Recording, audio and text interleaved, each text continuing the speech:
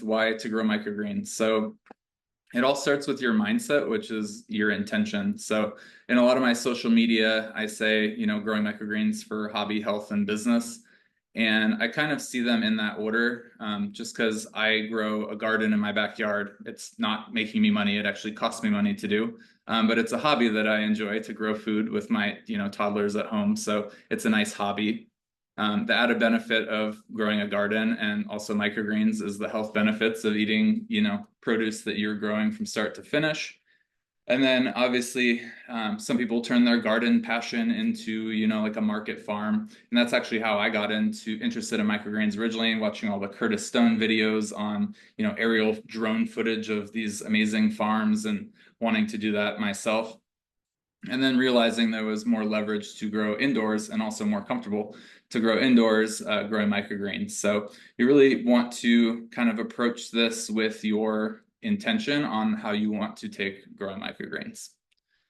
So one thing I do want to say is that if you're starting a business, don't just dabble, you want to commit to it. I see a lot of people who are like, I'll buy some supplies and I'll see if it works.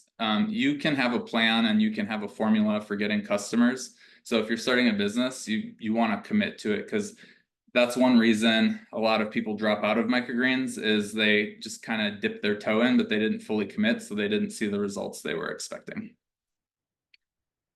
So one reason to grow microgreens or start a microgreens business is that they grow quickly.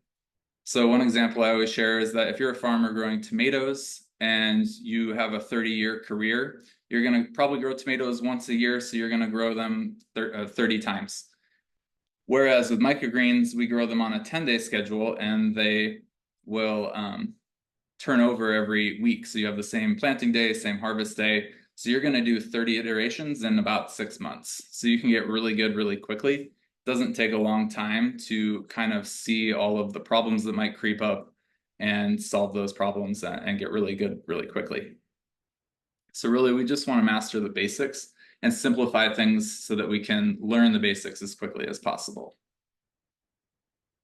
Another thing is that microgreens offer leverage. So I had talked about this on the podcast I was on with Jonah Krakmalnik. And again, Curtis Stone has a urban farming book about how to, start growing on urban plots in big cities and stuff. And he was talking about different field sizes or lot sizes you might grow in, how many hours per week it would, you would have to commit to that, and how much revenue you could do. And again, he was in Canada, so he was doing like a 30-week season. So I won't use the hard numbers, but he said that doing a market farm 40 hours a week on a certain size lot, you could earn, I think it was like 30 grand. And he then said, if you wanted to add another 30 grand, you could add microgreens, and you would be working about 15 additional hours on top of that 40. So what you can see there is that we have the same amount of money, but far less hours with the microgreens. There's just, everything's in a smaller space. There's less infrastructure to get started, get set up. You don't have to go out and lease land. So there's a lot less you need to get started. And a lot of people start in their homes with just one rack, which is what we'll talk about later today. Another benefit of microgreens is that there's a low barrier to entry. But anytime you have an industry, such as real estate or any other business venture you might be seeing online, when there's a low barrier entry, there's pros and cons. So with microgreens, there is a low cost to start. You can start with one shelf in your home. You don't need a lot of space. And if you start getting customers quickly, you can recoup your initial investment and then use the income from there to grow your business if that's what you want to do and scale. The cons are that a lot of people start growing microgreens and then a lot of people quit. You might see in Facebook forums and stuff that product or supplies go up for sale because people will quit their farm. And I think it's usually because they didn't have a clear plan of how to get customers and how they were going to manage a business as a business and not just a hobby. So Alex Hormozi talks about the 5 stages of entrepreneurship, and just a quick disclaimer, I am an Alex Hormozi fanboy, and I will quote him probably a lot. And the reason that is because he crystallizes things into very clear frameworks, and I'm very black and white when I like to have a clear framework to interpret stuff. So He offers a lot of those, but he talks about the 5 stages of entrepreneurship. And a lot of people come into, social media and learning about microgreens with uninformed optimism. You're only seeing the positive side on social media, and then you start the business, you get some supplies, you grow a few trays, try and get some customers, and then you realize, oh, this isn't as easy as I thought it was. Then you keep going and you reach the valley of despair, and this is where a lot of people give up on microgreens, because they're like, oh, that wasn't, that was a scam, or that wasn't true.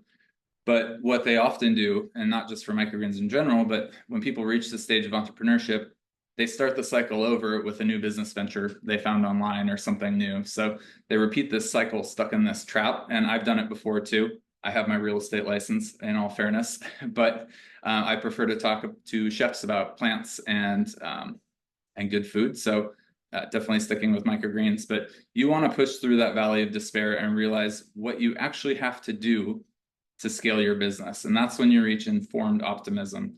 You have a framework for how you're going to grow your business, and then finally you reach achievement.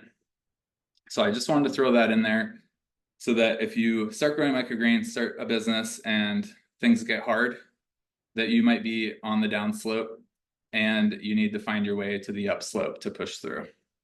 I've been through this many times with microgreens too. We're in slow season right now in Phoenix. So it's a little hard to see people pause their orders or cut their orders, but I know in about a month, they're all going to be cranking back, and I'm adding new customers in the meantime. So keep this in mind as you take on any new business venture.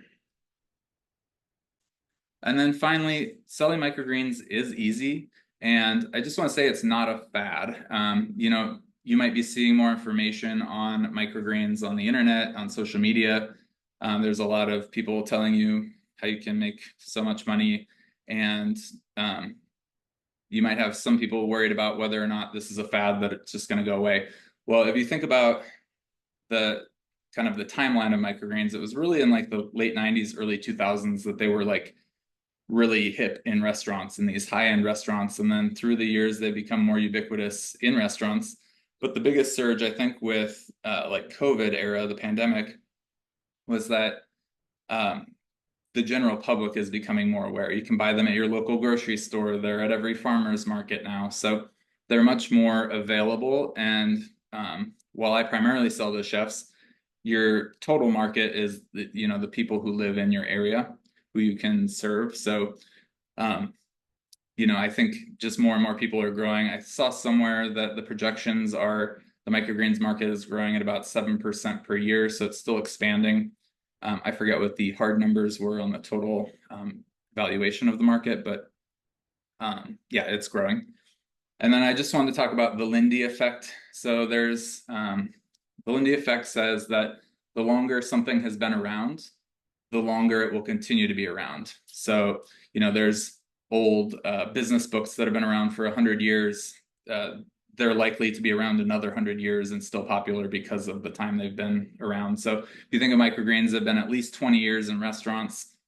There's at least 20 years and probably more that the market will continue. And I already mentioned growing market. So again, just don't be afraid to sell microgreens. You just need to have a plan. So